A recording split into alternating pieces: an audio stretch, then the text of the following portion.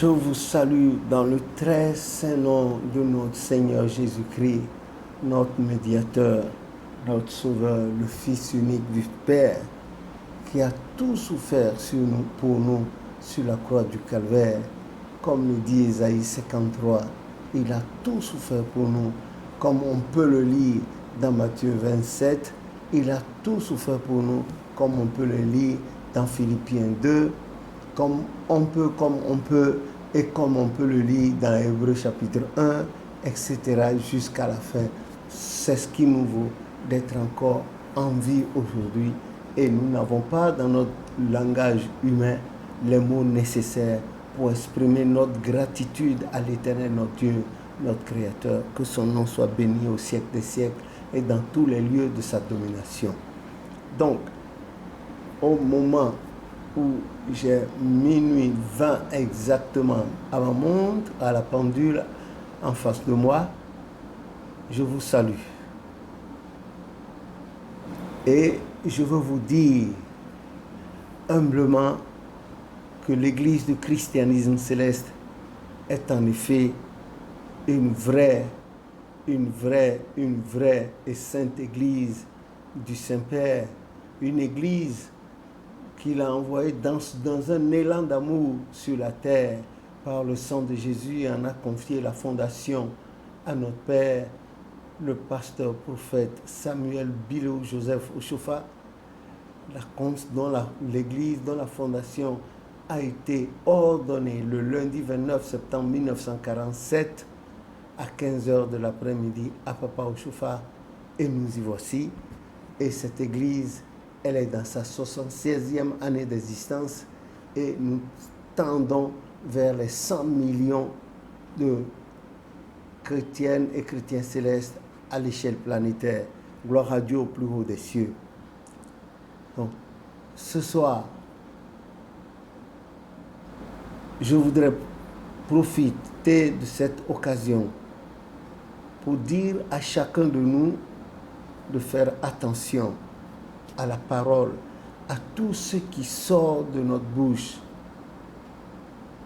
même face à nos enfants, face à nos épouses, face à nos époux, face à nos amis, aux gens de l'église, aux gens en famille, dans les lieux de travail, dans la rue. Il faut faire très attention parce que celui qui est en face de nous, celle qui est en face de nous, nous ne savons pas qui elle est.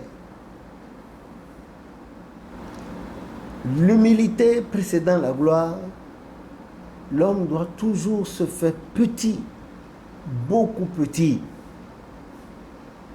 pour s'éviter des surprises désagréables.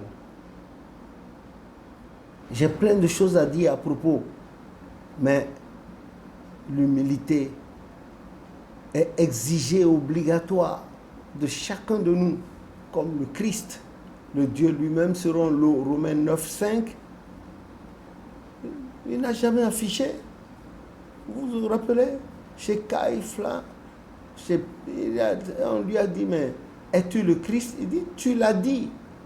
Si c'est sorti de ta bouche, c'est que tu l'as dit. Et les gens l'accusaient.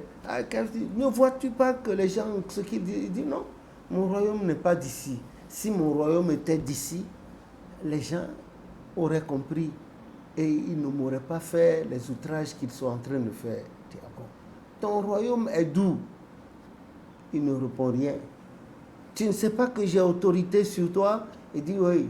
Quelle autorité tu peux avoir sur moi en dehors de mon Père céleste? Voilà ce qu'il a dit. Je vous assure. Et une toute petite histoire qui m'amène à vous parler et ça a forcé mon attention. Et j'ai failli pleurer parce que je me suis dit, je n'ai même pas le début de la sagesse de ce monsieur-là qui nous a dépassés dans la rue en tapette, un pantalon jean propre, un tricot qu'il a enfoncé dans le pantalon avec une casquette et une espèce de petit cartable en main. Il est passé à côté de nous. Et au passage, il nous a lancé à la cantonade un petit bonjour. Et moi, j'ai répondu avec empressement, avec joie. Et j'ai même dit joyeuses années. Lui aussi, il a dit autant pour vous. Or, c'était la personne pour laquelle on s'était déplacé d'une ville à une autre. C'était celui-là qui avait la solution à la situation qu'on connaissait.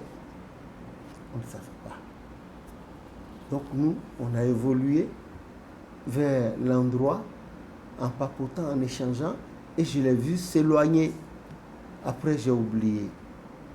Donc on est arrivé à l'endroit. Surprise pour surprise. On demande le chef, on nous demande d'attendre dans le vestibule là, dans le couloir comme tout le monde. Mais, et ce chef-là, invisible, recevait les gens bien habillés en dimanché, cravate, d'autres dans les tenues traditionnelles, bien, les chaussures cirées. Et nous, on est en soutane, avec les pieds poussiéreux là. C'était notre tour d'être reçu. Quelle ne fut pas ma surprise quand nous avons été annoncés, qu'on nous a demandé d'entrer, de frapper, d'entrer. J'ai frappé avec mon épouse, maman, et puis on est entré. Et qui voit-on devant nous? Le monsieur de tout à l'heure. Dès qu'il nous a vus, il a esquissé un sourire sur son visage, un sourire franc et sincère. Et moi, j'ai eu un haut le corps. On l'a resalué et de la main, il nous a fait signe de nous asseoir. Et il a dit, que puis-je pour vous? À l'intérieur de moi, je disais, Dieu, tu es grand. Dieu, tu es grand. Dieu, tu es grand. Cette humilité-là, donne-moi une double portion. Car, franchement, pour un poste comme ça, un monsieur qui passe habillé le plus simplement du monde possible, qui va s'asseoir et qui reçoit des grands patrons, c'est à vous en couper le souffle. Franchement, quand il a commencé par nous parler dans un français bien châtié, distillé, sans empressement aucun, j'étais au nu. Et j'ai dit, monsieur, c'est vous, monsieur? Il a dit, mais vous le constatez. J'ai dit, ça alors, quelle humilité. Et il m'a dit, oui, que j'avais raison de le dire. J'ai dit, d'où tenez-vous ceci? Il me dit, de son père et de sa mère, qui ont vécu certaines expériences de la vie, dont il en a tiré leçon. Voilà pourquoi il passe incognito dans la rue, quoi qu'ayant un véhicule de fonction. Il lui arrive de sortir en tapette, comme on l'a vu tout à l'heure, tapette propre, en jean, et il se faufile. Il écoute, il entend les gens. Et comme ça, il a surpris plein de conversations qui le concernaient, plein de qualificatifs bons ou mauvais qui le concernaient, plein d'attributs et d'épithètes.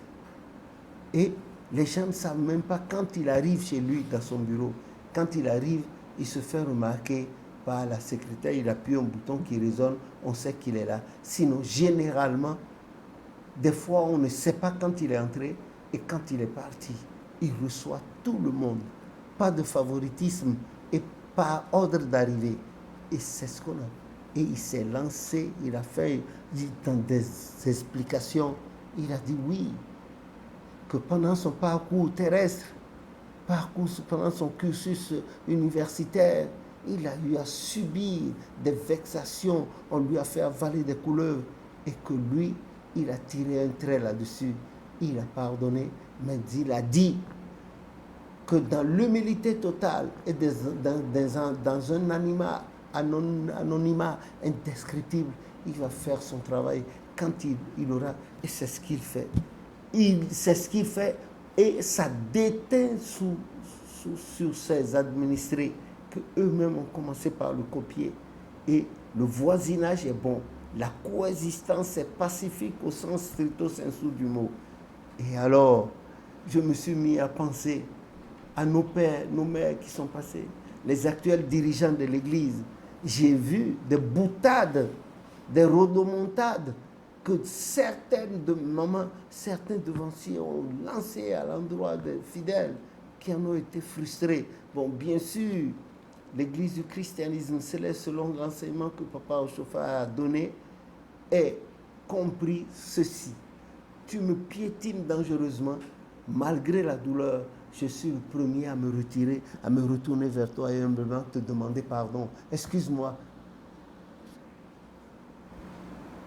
pour désemparer l'autre. Et c'est ce que le prophète a enseigné.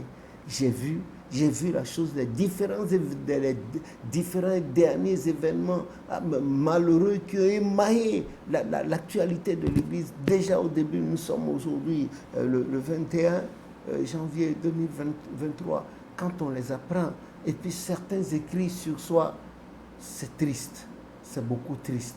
Mais il faut accepter cela, parce que la vie, ce n'est pas un long chemin calme, hein? C'est en dents de scie. Et chacun doit faire ses expériences dans la tolérance, l'humilité et avec stoïcisme pour pouvoir avoir cette couronne-là. Un des points du sigle de l'Église.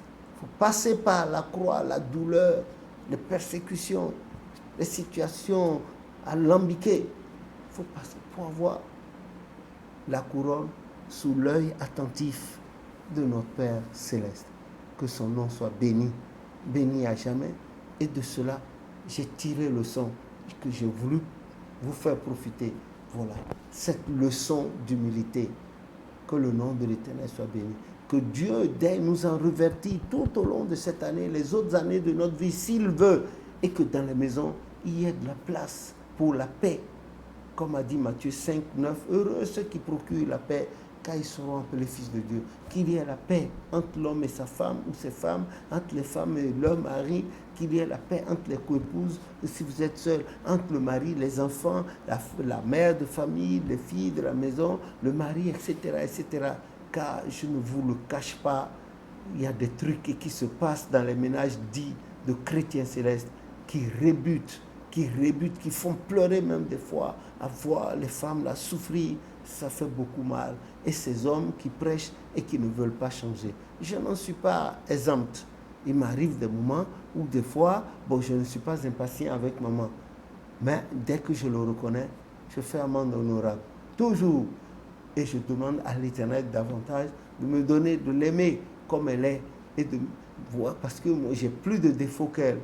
Voilà. Faites, je vous le supplie, faites-le ainsi dans vos ménages, je vous prie. Dans vos lieux de travail également, faites cette prédication par le comportement, afin que soit vérifié en nous, Zacharie 8, verset 23, 21, 23, et que le nom de l'Éternel soit glorifié au nom de Jésus, notre Sauveur.